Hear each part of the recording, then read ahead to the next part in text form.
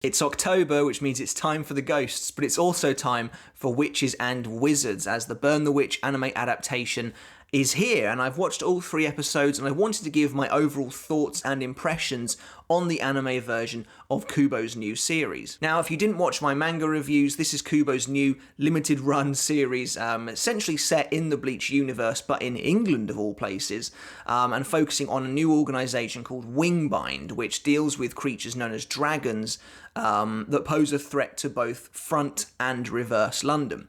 Now, if you haven't read or watched Burn the Witch, this video is going to be fully spoilerific, so I would definitely recommend you go and do that now, and I also would recommend you watch it anyway if you haven't. If you're a fan of Bleach, it's really cool to actually get a spin-off as loosely tied in as it actually is, but if you haven't read or watched Burn the Witch, I would really recommend it.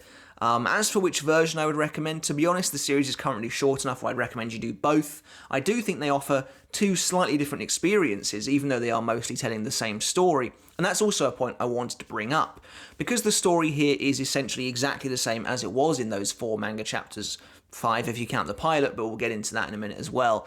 I'm not going to be going in depth into a review of the story, the plot, the characters, all that sort of thing, because I've already done that before in my 4 manga chapter review. So instead we're going to be looking at the anime series as a whole, from the production values, the art direction, the music, and just how scenes differ from the manga, how they're played out, how they look differently and feel differently, and just overall what the anime brings to Burn the Witch on the whole. Before we begin, however, if you haven't subscribed to my channel yet, make sure to hit that button now, guys. We're so close to 30,000, which is just insane, and I would really appreciate the help pushing us over the edge there. Also, give the video a thumbs up if you enjoyed it. It really helps the exposure on the whole YouTube algorithm, and don't forget to hit the notification bell to get all my videos every week. You can also become a part of the wider community by following me on Twitter. The name is as appears below, and there's also a link to my Discord in the description. Go there for fans of Bleach and Burn the Witch. So the angle I wanted to approach this video was looking at the differences between the Burn the Witch anime and the Burn the Witch manga, because there definitely are a few, and to be honest, I'm kind of assuming I probably haven't picked up on all of them. There's probably some stuff I have missed. So if you notice some cool details or changes in the Burn the Witch anime, please let me know in the comments below. I'd really be interested to see what you've managed to pick up on. But there are a couple of little things I have noticed as well. However, I want to start this video, rather than going in depth into each individual episode, we'll do that in a little bit. I just want to start by giving my overall thoughts and kind of review, I guess, of the anime itself. So the anime is only 3 episodes long, which is kind of weird because there are 4 chapters of the manga, 5 if you include the pilot. So I think there was definitely enough content here for a 4th episode. What I will say though is what we do get is fantastic, and I absolutely loved it. I really, really enjoyed the Burn the Witch anime. I think the first thing we absolutely have to talk about is the visuals, the art direction and the style. It's incredibly colourful, it's whimsical, it's got an ethereal feel to it. Everything about Burn the Witch has this strange, almost dreamlike quality to it. I absolutely love it. I love the way the characters pop on screen. There's a sacrifice made here. There's less detail, I think, in the actual images, but I think it really works to make everything look incredibly fluid. And I also love how every character's eyes seem to almost glisten, almost gem-like. This is what I mean when I say there is a magical quality to Burn the Witch, and that's clearly done on purpose. That's a very conscious decision, and I think it works incredibly well here. I'm really, really reminded of Studio Ghibli, for instance, while I'm watching this anime. I think it's just so fluid and it looks so nice, almost like a moving painting. I think they've done an absolutely stellar job. I think regarding the art style, obviously this is a Bleach spin-off. We have to compare it to Bleach in some places, and I think Burn the Witch does a fantastic job of forging its own identity due to its art style. It looks nothing like the Bleach anime. The only thing that could possibly link the two is Kubo's obviously recognisable art style, the way he draws character faces, and I just think that Burn the Witch really does a phenomenal job of standing alone, of forging its own identity. All of the characters are instantly recognisable, completely distinguishable from one another, as is one of Kubo's ultimate talents as far as I'm concerned. Only one character, in my opinion, suffers from the transition from manga to anime, and that's unfortunately my current favourite character, Billy Banks Jr. In the manga, Billy Banks Jr. is definitely supposed to come across as a bumbling fool, but there's definitely that hidden badass layer to him, and that really comes across, again, like I said, spoilers, when he snipes Cinderella at the end of chapter 4. There's just a look about him, the way Kubo draws him, that you get the kind of Shunsui Kyoraku vibe from him, that he's actually a total badass. In my opinion, the softer lines of the anime, the less detail, the more fluidity kind of makes him look a bit more dopey than he actually is in the manga as well. He kind of comes across as completely harmless rather than just having like this harmless facade. I don't hate it. I think the character is still awesome, and it is still really cool when he takes out Cinderella, but I just think overall he looks probably the least like his manga counterpart, which is a little bit of a shame, but maybe they'll refine it as time goes on. I just want to touch briefly on the soundtrack as well. Now, I'm not a particularly musical guy. I don't know what the heck I'm talking about when it comes to music, but just from my personal view when I was watching it, I really loved the soundtrack, and it actually sounded nothing like I was expecting at all. From the moment Nini uses her mobile phone flash to run away from the journalists in episode 1, this theme starts playing, and I was like, this is fantastic. This sounds, again, magical. It kind of really fit the tone of the show. But there are other really cool tracks as well. I think Bruno has a really nice little theme that plays this kind of almost subtle riff that I would not expect for Bruno, because he's this big bombastic dude, but when he arrives it almost kind of reminded me of like a western showdown, this little theme that's playing in the background. Loved it. But I think perhaps the one that surprised me the most was in episode 3 when the Mercians are involved. You find out more about Cinderella. It almost has like a Witcher vibe to it. There's like this almost kind of, again, I don't know what I'm talking about, but like this kind of like this Scandinavian sounding singing in the background. It's basically really emulating folklore and fairy tales, and I just think it was done really well. As we move on to episode 1 then, I do think it's necessary to bring up the pilot of Burn the Witch. So back in 2018, Burn the Witch got an initial pilot chapter that introduced us to the world, to Wingbind and some of these characters. Most notably, the character of Balgo and Osushi actually got some kind of contextual backstory in this chapter. When I reviewed chapter 1 of the new season of Burn the Witch, I said that I thought it did such a good job of reintroducing the world and the concepts that the pilot was kind of unnecessary. Watching the anime has made me realise how wrong I was. The pilot is not really included in the anime at all, save for 2 scenes that kind of bookend the series. There's a scene in episode 1, which is kind of Nini looking at them at the kind of entrance to Wingbind that's been demolished, and she's like, you need to get this billboard fixed. That's in the pilot. And at the very end of episode 3, the situation where Noel chases Balgo and Osushi because Osushi makes that remark about her panties, that's from the pilot as well. So they've included these 2 scenes, and that's basically it. And so there is no context, really, as to why they're looking after Balgo, as to why Osushi has wings. It briefly comes up on the screen saying he's a dragon canine, but apart from that, there isn't really a whole lot of context. You don't know anything about the fact that Osushi used to be this dark dragon. Balgo's best friend, Selby, none of that is mentioned really at all. So you kind of just left with this situation where these 2 girls are looking after this dude, apparently, and that's about it. For some reason they're tasked with looking after this guy. I don't think it even necessarily really explains what he even is. We know he's a dragon-clad, that's mentioned in the anime, but I just think there could have been a little bit more. I don't really know why they didn't include the pilot, basically. That's what I'm getting to. I think the pilot absolutely could have been in here, no problem. There's also no mention at all of Billy Banks Jr. being a member of the Sabres for as short a time as he was. But again, I think it's probably going to be somewhat important to his character in the future. We know that he got demoted from Sabres. That's not brought up here either.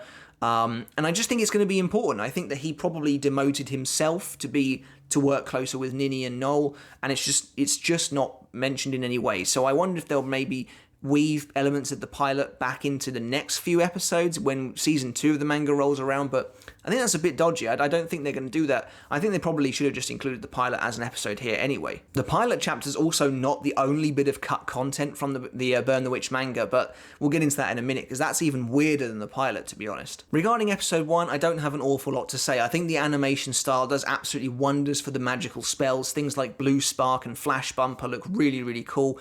And I think the spell that she uses at the end, I think it's called something like Gatling Circle, looks so cool. I think they've just done a really cool job capturing the feel of magic. It feels different to Kido. It looks different to Kido, even though it's in effect basically the same thing.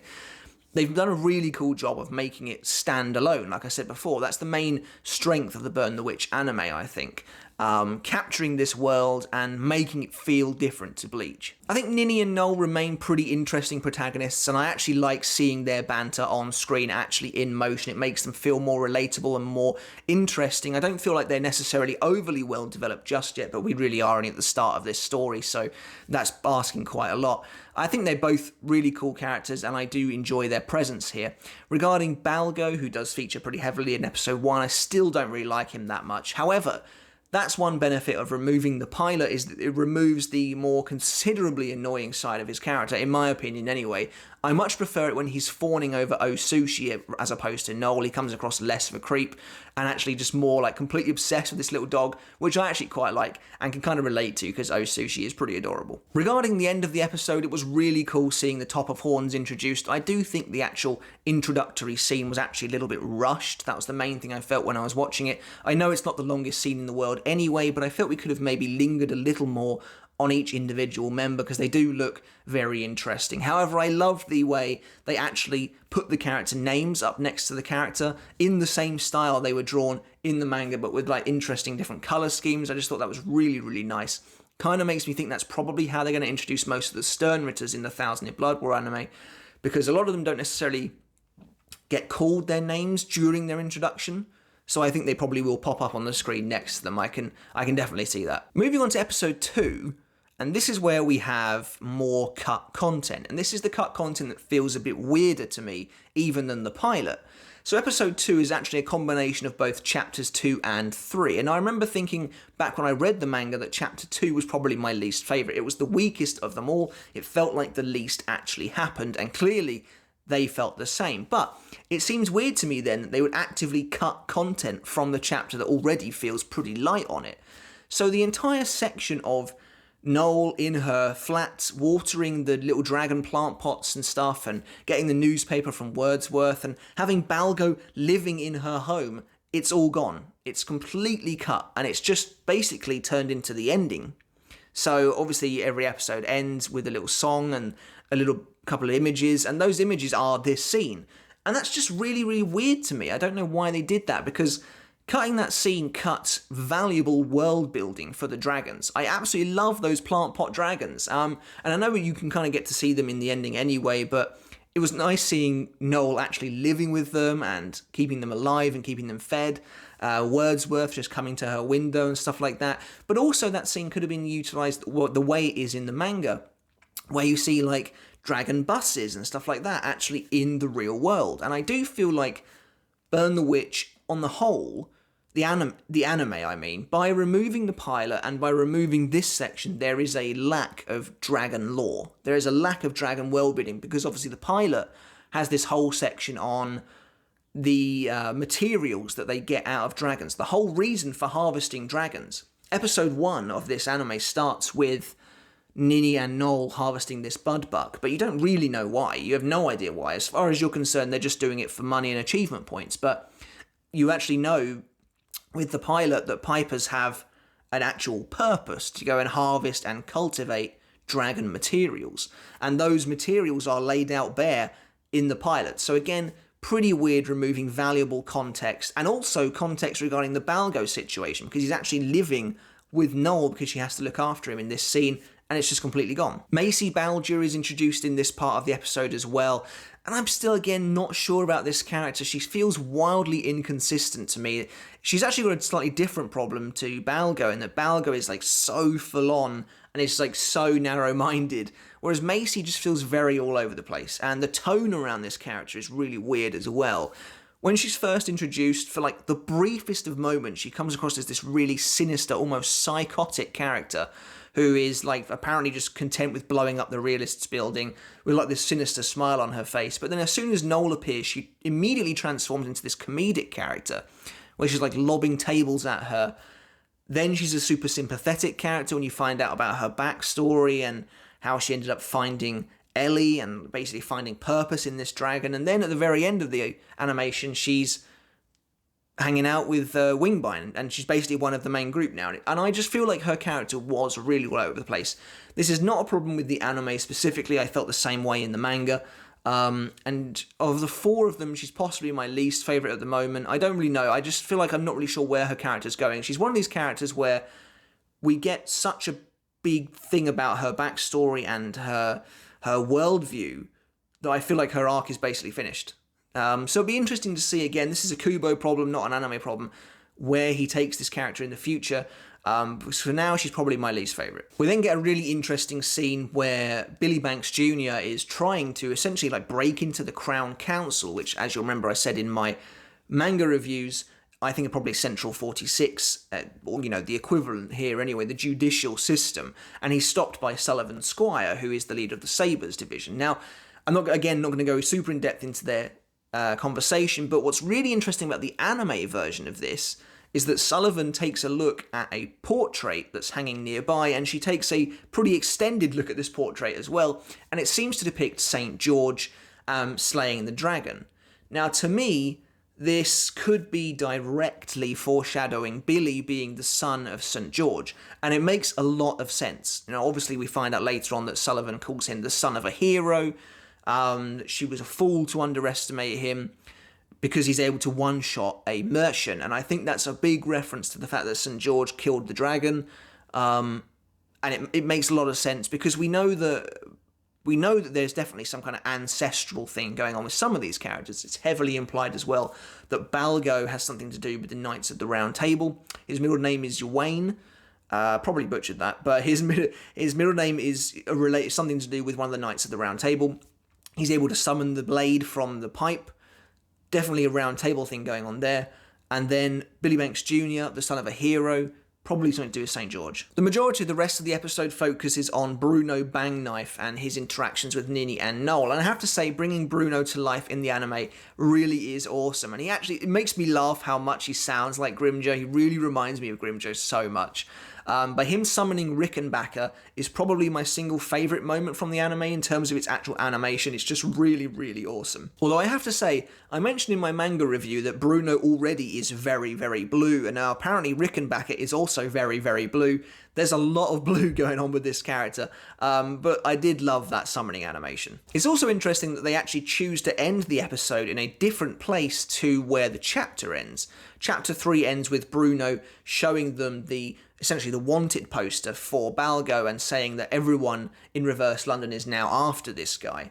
Whereas the episode actually just ends with Bruno arriving and saying, I hope you've said your last goodbyes. Whereas he then starts the next episode with the wanted poster. So that was kind of interesting. Not really sure why they did that. I wonder if it was to put less focus on the fact that people are apparently going to be coming for Balgo, because that never materializes at all in the manga. That was kind of weird, to be fair. Because they immediately start fighting the final boss of the anime, which we'll get into now as we move into episode 3, which was my favourite episode. The bulk of this episode is just the fight against the first Mercian, Cinderella, and it's really, really good. It is really well done, and much like the manga, this is the moment, I think, where Burn the Witch's potential can be realised. I think the animation is incredible. Setting this fight at nighttime does wonders for the visuals because it means they can do some really cool lighting effects. Every character looks more three-dimensional thanks to the shadows on their faces and the light effects, and it just looks really, really cool. But the absolute standout of this scene is the Mercian itself, Cinderella. It looks it's just so good. I gotta stop using the word incredible. It looks fantastic. The sense of scale here is amazing. When it perches itself atop the sort of Big Ben clock tower, it feels like this boss, like this video game boss or something, but it's really, really awesome, and it just looks great as well. I will say, when it uses its star ash or something like that, its ability where it sprinkles dust everywhere, it decimated way more of the city than I remembered it doing in the manga. Genuinely blowing up skyscrapers. That's a lot of people dead. I'm not sure that's ever really brought up, but the Mercian just destroys a massive part of Reverse London. And to get no response really whatsoever from the main characters was a little bit strange. But a really nice fight does play out here, and I just think it's done really, really well in the anime. And this is really the first proper battle in Burn the Witch. We get to see Bruno Bangknife in full force. I'm not sure how I feel about the design on his mask moving when he speaks. that seems a little tacky to me. It's a bit weird. I don't really know why they chose to do that. I don't really know how that even works. I would assume maybe, knowing his abilities, maybe the mask is spray painted on by him. So like, obviously it's a proper bandana, but he spray painted the actual design on it and it's magical. That's the only thing I can think of. But yeah, the actual fight scene is really, really nicely done. Again, like I said, there's a great sense of scale. There's a really awesome shot where Rickenbacker is like swooping in towards Cinderella, and Cinderella looks absolutely massive. And I thought it was really nicely done. The fight does a really great job of capturing Bruno's unique fighting style as well, and I absolutely love the way he uses the spray cans to do battle, especially the graffiti net here just looks stunning. It looks so beautiful. There's so much colour on display. And just the amount of explosions going off, this really does feel like a finale. Now, the anime implements something that I don't think was even hinted at in the manga, where Cinderella's eyes essentially change colour when it kind of like goes into kill mode or something, I guess you could say. Normally it's got like these sort of serene blue eyes, but when it fights, they go red. And I think this is cool. I think it makes the Merchant look far more demonic than it does in the manga, which again, I'm not sure was Kubo's intention. I mean, he had creative control over this anime, so I assume it was his decision to make the eyes go red, but it definitely makes the dragon look more evil. And I still wonder if there's something else going on here. We know that the Top of Horns want the Merchants dead, but I can't help wonder if there is, as I mentioned in my manga review, if there is a Shadow of the Colossus twist in the making, where the Merchants are actually not evil, but they are being killed because the Top of Horns are evil, you know, something like that. I could totally see that, but at the same time, I do wonder if the eye-changing colour thing was introduced specifically to add a bit more intrigue to the Balgo's sword reveal. So obviously we know that Cinderella is stopped in its tracks when Balgo is able to produce a sword from the pipe, and its eyes revert back to blue. And I do wonder if the reason for the eye-changing colour thing is to hint at the true nature of this reveal, whatever that may be. But then, of course, Cinderella gets sniped, and it is still really badass. I love the super zoom-in shot on the tower. It's so far away. And Billy just... He's badass. He's a badass. Even what I said before about how the art style kind of makes him look a bit dopier than it does in the manga, he still does look really cool here when he's just like... Well, I think he says something like that settles that, which is not really what he says in the manga. In the manga, he says something like, did I really do that? So, again, I still think in the manga he was downplaying his own strength. But I do love this, and I love the way he walks off as well into the darkness. It's just, I love that he turned up there, put the boxes there, because Sullivan mentions in the next scene that she didn't know this place was being used as a storage place. So Billy must put the boxes there and actually shoot the dragon from afar. It's just really, really cool. I love that scene so much. I think it sets up so much intrigue for the future. Episode 3 ends with the nice moment we get at the end of the chapter 4, where Noel approaches Balgo and she kind of drops her act, well, not necessarily an act, but she's not annoyed by him. She's just grateful that he's no longer being hunted by the Top of Horns. Now, I thought in the manga she hugged him. Like, I thought she put her arms around his neck, but like here she like grabs onto his shirt, which I thought was a bit strange. I was like, I don't remember that being it, but the sentiment is still the same. She still cares about him and she's glad that he's no longer being hunted. And I appreciated Balgo being pretty normal in this scene, which is why I can't help but think maybe the fact they chose to include the pilot scene here kind of hurts the emotion of this scene, because it's supposed to be a really nice ending where, you know, Noel lets down her guard a little bit and shows that she does care about Balgo, and Balgo reacts maturely. But in this scene, because they've decided to bookend it with the ending of the pilot, Osushi's like, starts talking about her panties, and then she ends up freaking out and chasing after him, and it's like, okay, I guess it's not Balgo's fault necessarily, but it is a bit weird, but I get why they did it, because the pilot ends with Burn the Witch coming up, and then the lights appear on the words that spell out the word Bleach. That's clearly why they wanted to end it like that, and I get it. I just think it maybe hurts the emotion of that scene a little bit. But that's pretty much it for the Burn the Witch anime adaptation. This video was longer than I was expecting it to be, I'm not going to lie. But yes, I hope you enjoyed it. Do let me know in the comments below what you thought of Burn the Witch's anime. Do you agree with my points, or have you found out anything? Did you notice anything that I didn't notice? I think somebody commented on my community post saying there was foreshadowing for Cinderella in episode 1. I'll be honest, I couldn't see it. I did watch it again, but maybe I just completely missed it. I don't know. Let me know in the comments below. I would really, really appreciate that. But yeah, let me know what you thought of Burn the Witch. I really enjoyed it. Is it the decisive way to consume the Burn the Witch story? I'm honestly not entirely sure. I think they do some weird things with the structure here that make it difficult to recommend on its own. I think you really should just read Burn the Witch and watch it to get the full picture of what's going on. There's no denying that the music and the animation really add to the scenes, and the battle scene against Cinderella is phenomenal in the anime. I just find it strange that they decided to cut so much when they already didn't have that much content to work with in the beginning. But I do think, regardless, Studio Colorido did a brilliant job with Burn the Witch, and I can't wait to see more. Alright guys, but that's it for this video. I hope you enjoyed it. Don't forget to subscribe, and until next time, I shall catch you later. I'll see you then.